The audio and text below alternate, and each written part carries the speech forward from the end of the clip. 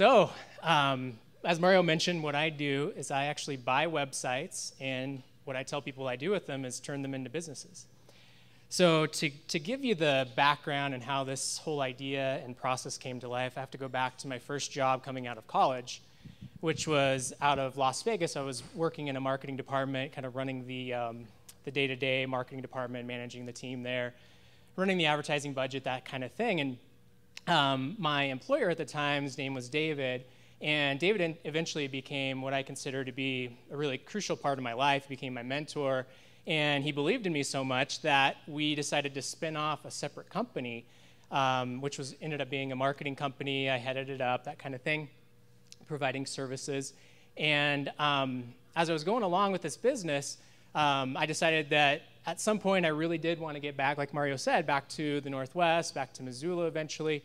And so after a while of growing that business, making it successful, I ended up buying my business partner, former employer out, David, of that business, moved up to the Seattle area, ended up back in Missoula. So after a while, David called me up, and it turns out that he had just signed the deal to close the business that I used to work for, or to sell the business that he used to work for a major company out of the East Coast, and he was looking for his next thing to do. And so we started brainstorming together, and both he and I had businesses where we had a lot of employees to deal with, a lot of clients to service, and all those kinds of things. And so we're thinking, well, it'd be great to have a business that didn't require really any in-house employees, something that we could really do from anywhere, since I was in Montana and he was in Las Vegas, and something that, we had capital, but we didn't have a lot of time to invest. So something that's sort of semi-passive. And so we came up, we researched a little bit on the internet, we came up with this concept of, why don't we just go out and buy existing websites that already have established revenue streams, use some of our knowledge and skills that we've learned from building our businesses, and apply them to these websites. So that's how this idea sort of came about. So we got into this business, and the first thing that we did was we decided that we're going to actually get educated on how to do this. We didn't want to just go start buying websites and spending money thinking that it's a little risky to do. So the first thing we want to do is get educated. We went out and we bought a training program, spent a few $100 on it at a website called buyingandsellingwebsites.com. So we bought the training, program, learned it, all of that kind of thing. We were really excited about it. So at that point, we went out and we're like, well, we could go spend a bunch of money on a website, but we really don't know what happens. Let's go find somebody who already has done this in the past, and let's see if they want to partner with us on our first deal. So in July of 2010, we ended up buying 50% of a website with these other guys that we had met who had already done this kind of thing before. And after that, shortly thereafter, we bought several more websites and just all sorts of markets across the board, totally different websites, no real strategic plan other than we're going to buy anything that looks like a deal. That was our plan. So, and that was going fine. I mean, everything was really, really good. We were getting returns, unbelievable returns, like 60 to 180% annualized buying these sites and managing them. And this was, very exciting to us. And at that point, I'm like, man, I got to get out of this marketing business. So I decided to sell that company and focus full-time, jump into the deep end, so to speak, and get into this market. And what ended up happening is that we had a couple of people we had bought sites from start calling us up and saying, hey, Chris, David, we have a couple more sites. You guys interested in buying it? We're like, yeah, we'll buy them. And that light kind of came on. I'm like, man, this is the way to do it. Rather than, one of the things when you buy websites is that there's an auction website called Flippa. And the challenge with Flippa is that you end up at 3 o'clock in the morning bidding on a website, and they have what's this like 4-hour auction extension to prevent sniping. So you're up at 3 in the morning, and somebody else puts a bid in, and then the auction just gets extended again. So then you're up till 10, et cetera, et cetera. So this wasn't the best way to do it. And we started realizing, man, if we could get people coming to us to sell their sites, boy, that would be the way to do it. So what we decided, the most strategic way to do that would be to position ourselves as the experts or the authorities in the website buying market. So considering the fact that our business was going out and buying websites, what do you guys think we ended up doing? we went out and bought 3 websites that were the authorities in this market. What a shortcut, right? So we ended up buying and selling websites.com, which is kind of like our flagship training program, whatever, and from the guy that we bought the program from originally. And then we bought another website from the guys that we worked with on that first deal that I mentioned. They had an ebook website that was teaching people how to flip websites. And we bought one of the top industry blogs called flipwebsites.com, and basically, kind of like Monopoly, started buying these properties in this market and did a few tweaks to those sites and basically let people know that we were looking to buy sites. We had money to buy them, just submit them to us, and we started getting deals coming in to us at that point. And this was great. You know, again, the returns were coming in really well. And so at this point, we're like, okay, well, let's start looking at maybe some bigger sites. So we were ready to buy. We'd kind of signed the agreements on our first 6-figure website.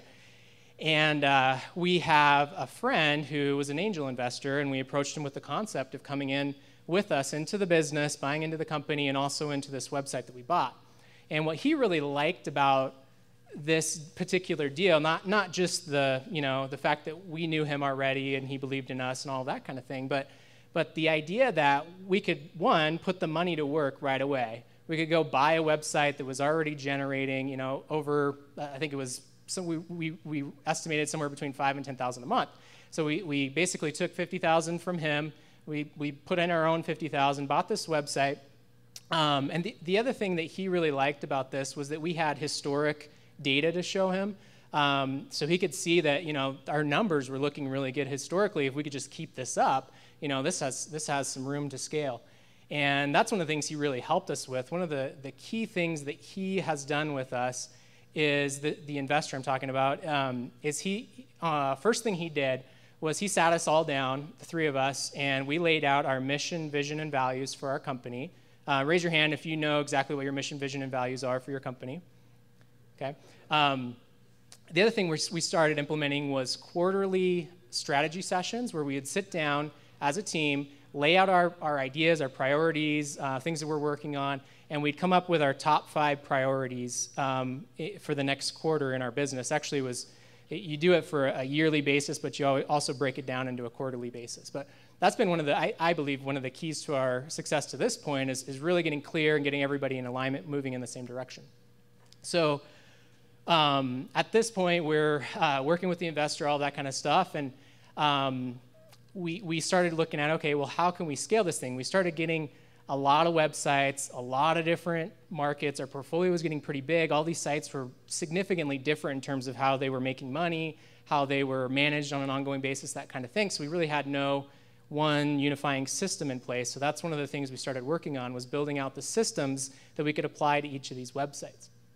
And the one that I think was probably the biggest key system that we implemented right away was this process of due diligence and valuation on our potential acquisitions. So what we built was essentially a scoring model where we would score a potential acquisition from 0 to like 250, I think is the top end, which no sites can really get to that. But the concept being that we would have sort of a unbiased number that we could work from. So going from just buying anything that exists out there, we started actually being slightly more strategic about it and applying this valuation system to it, knowing what our top end of buying the websites would be, all of that kind of stuff. So our new model was we would buy any website that scored 200 plus on our scoring system, so getting a little bit better in terms of strategy.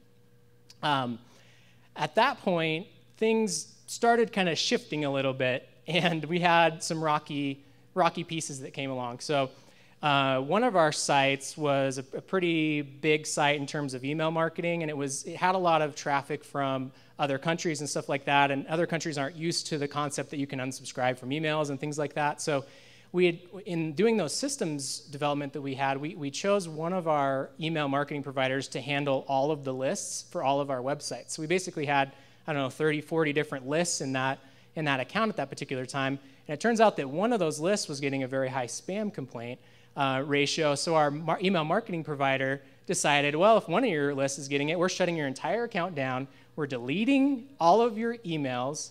And in all my wildest dreams, I would have never thought that they would have done something like this, but we lost 200,000 subscribers overnight. And we woke up the next day like, oh my God.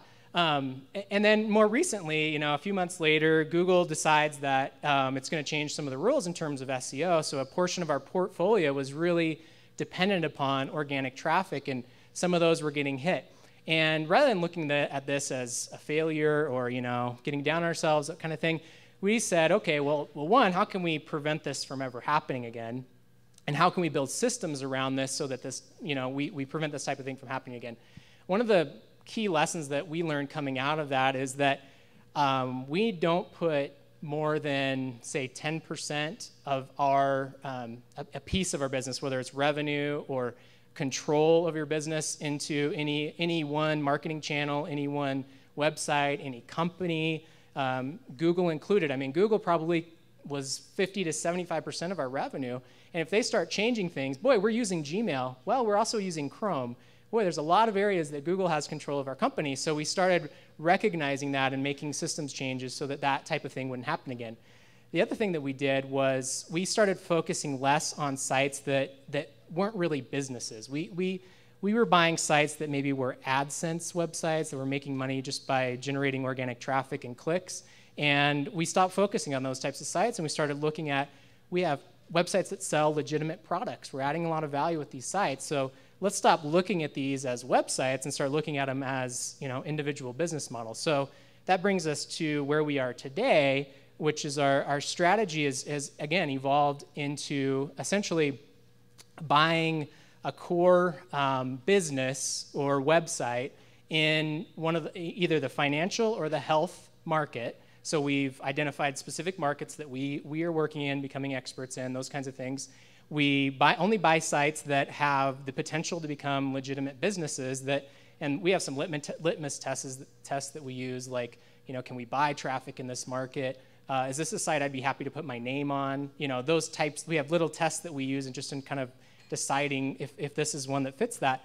And then once we've got the core business there, then we start buying complementary websites that leverage the knowledge and the business model behind that central concept. So that's how I essentially take websites, we buy them, and turn them into businesses. So thank you.